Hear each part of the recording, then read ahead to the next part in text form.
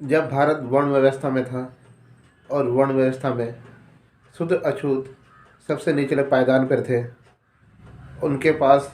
ना शिक्षा का अधिकार था, ना ही जीवन जीने के साधन थे। मगर वह अपने जीवन को जी तो रहे थे, मगर गुलाम की तरह, पशुओं की तरह। क्योंकि उस समय भी वह मूर्ख थे और वर्ण व्यवस्था में शूद्र अछूत होते हुए भी वह अपने इस जीवन को मूर्खता के रूप में ढो रहे थे। और जब हम लोग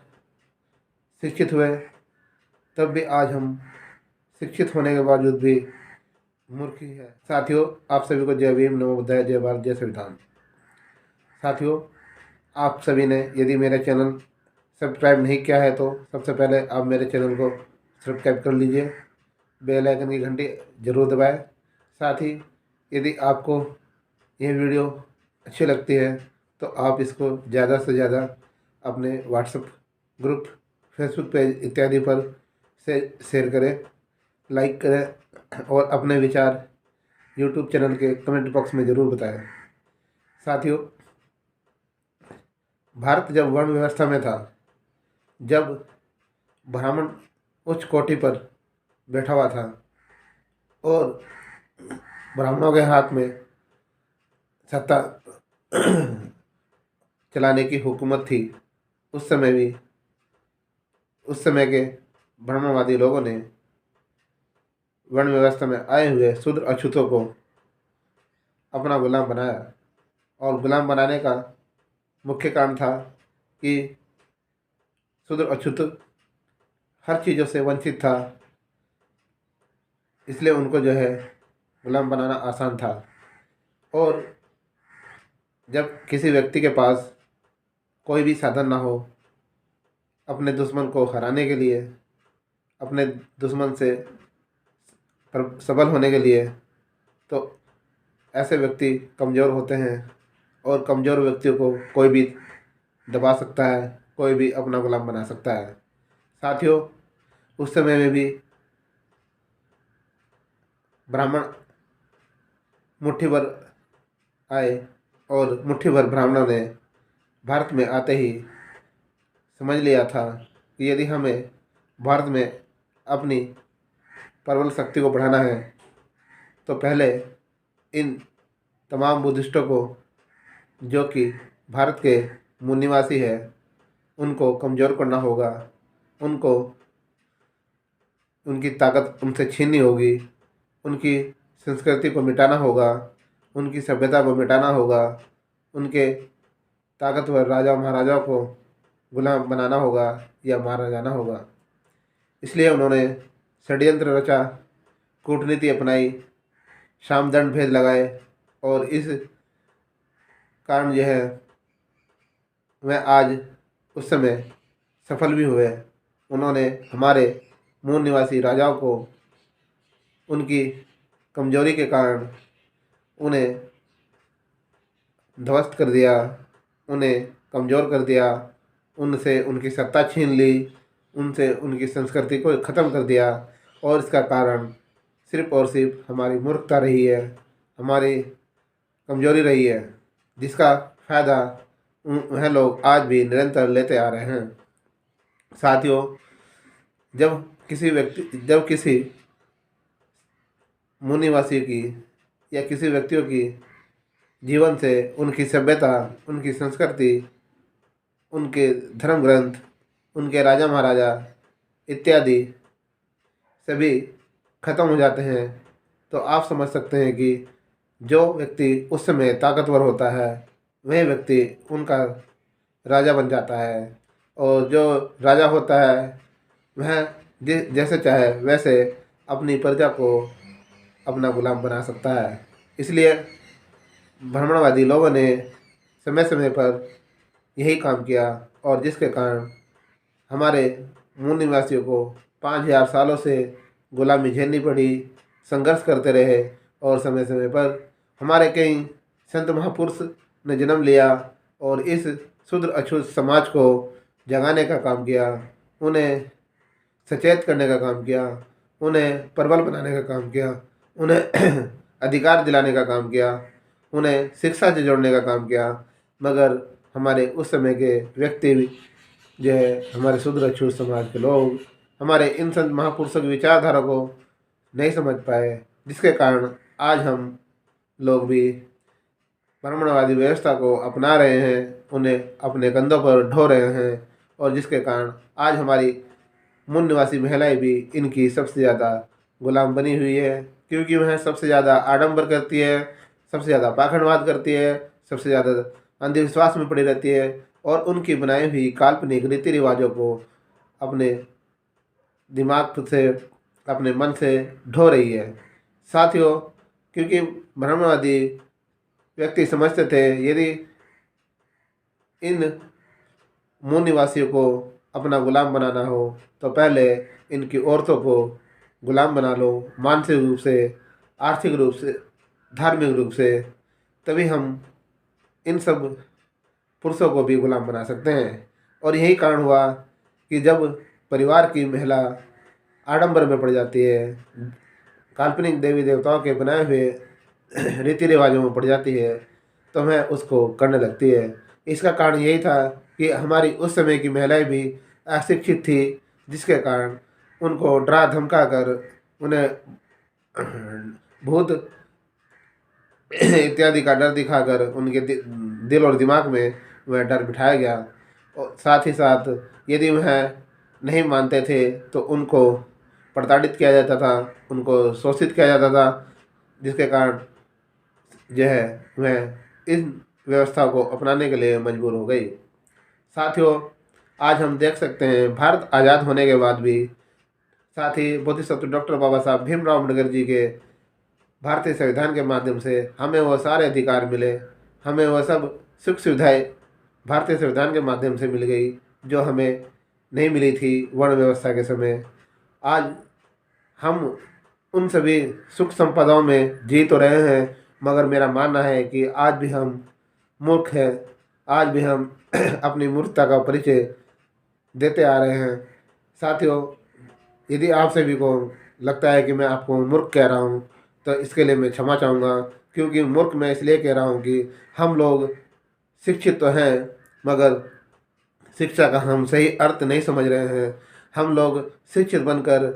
सुख संपत्ति तो हासिल कर रहे हैं, मगर आज भी हम अपने संत महापुरुषों की विचारधारा से भटक रहे हैं। आज हम अच्छी अच्छी नौकरियों पर, अच्छी अच्छी गाड़ियों में, अच्छे अच्छे मकानों में, अच्छे अच्छे कपड़ों में, अच्छे लोगों के साथ में उठ बैठ रहे हैं। तो इसका मतलब ये नहीं कि आज कि हम लोग जो है मतलब मान सम्मान प्राप्त कर चुके हैं। साथियों, मूर्ख इसलिए हैं कि हम 5000 सालों की गुलामी को झेलते हुए आए, और एक मसीहा आया जिसने हमें सारे अधिकार दे दिए, हमें सारे जो है वह अधिकार दिए जो हमें कभी मिले नहीं थे। उस मसीहा ने अपने जीवन को हमारे लिए त्याग दिया, उस मसीहा ने अपने बच्चों तक को कुर्बान कर दिया, सिर्फ और सिर्फ इस बहुजन समाज को ज़िंदगी बनाने के लिए। तो क्या हमारा फर्ज नहीं है कि हम उस मसीहा बोधिसत्व डॉक्टर बाबा साहब भीमराव अम्बेडकर जी के कदम चिन्हों पर चले, उनके बताए हुए मार्ग पर चले, उनकी बताई हुई जो बौद्ध धर्म के रास्ते को अपनाएं। तो साथियों, मैं आपको और अपने आप को यही इसलिए ही मूर्ख कहता हूँ क्योंकि हमारा समाज आज भी ब्राह्मणवादी व्यवस्था की गुलामी में पड़ा हुआ है। उनकी बातों में बहुत जल्दी आ जाता है, और आज भी जब हमारे पास शिक्षा का अधिकार है, हमारे पास वोट का अधिकार है, हमारे पास धन का अधिकार है, हमारे पास बोलने का अधिकार है, तो फिर हम क्यों जो है इनके गुलाम बने हुए हैं। हमें अपनी शिक्षा का प्रयोग हमें अपने इतिहास को जानने के लिए लगाना चाहिए। हमें अपनी शिक्षा का प्रयोग अपने भोजन साहित्यों के माध्यम से अपने संत महापुरुषों की जीवनचर्या को, उनके विचारधारा को जानने की कोशिश करनी चाहिए। जब हम अपने संत महापुरुषों की विचारधारा को जान जाएंगे, जब हम अपने बुद्धिस्ट इतिहास को जान जाएंगे, जब हम अपनी बुद्धिस्ट परंपरा को जान जाएंगे, जब हम अपनी बुद्धिस्ट संस्कृति को समझ जाएंगे, तो हम अपने उस जो भारत की प्राचीन बुद्धिस्ट सभ्यता थी, जो भारत की प्राचीन हमारी धम्म सभ्यता थी, हम फिर उस सभ्यता में लौट आएंगे। क्योंकि बाबा साहब डॉक्टर भीमराव अम्बेडकर जी ने भी हमें शिक्षा का अधिकार यही इसलिए दिया था कि ताकि हम इन ब्राह्मणवादी व्यवस्था की गुलाम से निकलकर फिर से अपनी धर्म संस्कृति में वापस आ जाए और फिर से उसी सभ्यता के अनुसार हम समानता और मानवता का पाठ लेते हुए पर अपने भारत को फिर से समतावादी भारत बनाए, मानवतावादी भारत बनाए और फिर से अपनी मूल निवासी सत्ता को प्राप्त करें। क्योंकि डॉक्टर बाबा साहब भीमराव अम्बेडकर जी जानते थे कि जब तक हमारे इस बहुजन समाज को शिक्षा से नहीं जोड़ा जाएगा तब तक ये कभी भी सम्मान नहीं प्राप्त कर सकते। इसलिए डॉक्टर बाबा साहब भीमराव अम्बेडकर जी ने हमें हमारे लिए शिक्षा के द्वार खोले, मगर हमने शिक्षा के द्वार को आज भी ब्रह्मवादी मार्ग पर खोल रखे हैं। आज भी हम देख सकते हैं कि सबसे ज़्यादा हमारे ही व्यक्ति मंदिरों के चक्कर काटते हैं। आज भी हम देख सकते हैं कि हमारे ही सबसे ज़्यादा समाज के व्यक्ति महिलाएं अपने घरों में आज भी देवी देवताओं को बिठाकर उनकी पूजा पाठ करते हैं, उनके बनाए हुए रीति रिवाजों को करते हैं और अपने जीवन में सारी दिनचर्या की जो है वो सब के सब ब्राह्मणवादी तरीके से करते हैं। चाहे उनमें जन्मदिन हो, चाहे शादी ब्याह हो, चाहे नामकरण हो, चाहे गृह प्रवेश हो, सब में ब्राह्मण को बुलाकर उनसे तारीख निकलवाते हैं, उनसे पूजा पाठ करवाते हैं, जागरण करवाते हैं, माता की चौकी बिठाते हैं। ये सब क्या है? ये सब ब्राह्मणवादी व्यवस्था को हमारे लोग सबसे ज़्यादा कर रहे हैं और अपना रहे हैं और फ़ायदा हमारे बाबा साहब डॉक्टर भीमराव अम्बेडकर जी के संविधान से ले रहे हैं। तो साथियों, मैं आपसे भी से ये कहूँगा, यदि आप मूर्ख नहीं बनना चाहते हैं, यदि आप अपने शिक्षित होने का परिचय देना चाहते हैं, तो आप बहुजन साहित्य को पढ़कर उनकी विचारधारा को अपनाएं, अपने फिर से बुद्धिस्ट संस्कृति को अपनाएं। जिस तरह से बाबा साहब डॉक्टर भीमराव अम्बेडकर जी ने बौद्ध धर्म की शरण में गए, बौद्ध धर्म को अपनाया और बौद्ध धर्म का प्रचार किया, यह सिर्फ इसलिए किया कि ताकि हम बहुजन समाज के लोग बाबा साहब डॉक्टर भीमराव अम्बेडकर जी से सबक ले सकें, सीख ले सकें, तब जाके उन्होंने ये कदम उठाया था। साथियों, यदि हम वास्तव में बोधिसत्व डॉक्टर बाबा साहब भीमराव अम्बेडकर जी का आदर्श समझते हैं, उनका अपना मसीहा समझते हैं, तो मैं आपसे यही कहूँगा कि आप उनके मार्ग को भी अपनाएं, उनके बुद्धिस्ट रास्तों को भी अपनाएं। क्योंकि बाबा साहब डॉक्टर भीमराव अम्बेडकर जी ने ही तथागत बुद्ध के बाद फिर से जो है बुद्धिज्म को भारत के अंदर पुनर्जीवित किया। क्योंकि बुद्धिज्म यही एक ऐसा माध्यम है जिसमें हमको पूरे विश्व के अंदर सम्मान मिल सकता है। पूरे विश्व के अंदर आज भी बुद्धिज्म को अपनाया जा रहा है और उसको तार्किक विज्ञानवादी माना जाता है। क्योंकि बुद्धिज्म पाखंडवाद से दूर है, वह हर व्यक्ति चाहे वो किसी भी धर्म जाति का हो सबका सम्मान करता है, मानवता में रहता है, समानता में रहता है, बंधुता का पाठ पढ़ाता है। तो साथियों, इसी तरह से बाबा साहब डॉक्टर भीमराव अम्बेडकर जी ने बुद्धिज्म को इसलिए ही अपनाता है, नहीं तो अन्य धर्म भी थे जिनको बाबा साहब अपना सकते थे, मगर बाबा साहब डॉक्टर भीमराव अम्बेडकर जी एक तार्किक व्यक्ति थे, वह एक उच्च कोटि के व्यक्ति थे।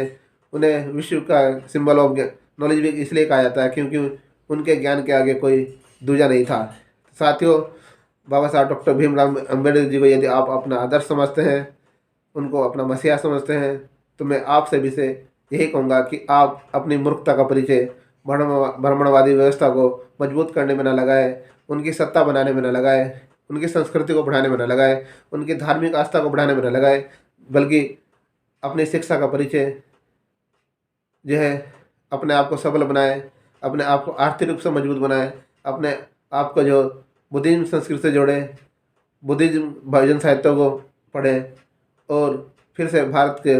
मूल निवासी भारत को जो है प्रबुद्ध भारत बनाए और अपनी सत्ता को फिर से वापस लाए, जिस प्रकार हमारे मूल निवासी सत्ता शासक रहे हैं। तभी हम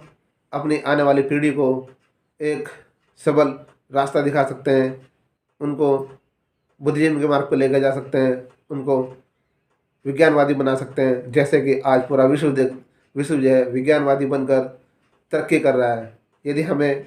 अपने समाज को तरक्की करनी है तो हमें बाबा साहब डॉक्टर भीमराव अम्बेडकर जी के बताए हुए मार्ग पर चलना होगा, तभी हम तरक्की कर सकते हैं। अन्यथा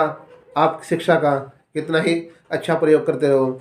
आप कितनी ही अच्छी डिग्री प्राप्त करते रहो, उस डिग्री का कोई फ़ायदा नहीं है जब तक आप ब्राह्मणवादी व्यवस्था को अपनाए हुए हैं, उन्हें जीवन के साथ लेकर चल रहे हैं। आप अपना तो भला कर सकते हो, मगर अपने बच्चों को, अपने परिवार को आप आज भी ब्रह्मवादी व्यवस्था में लेकर चल रहे हैं और यही आपकी हमारी मूर्खता है। यदि हमें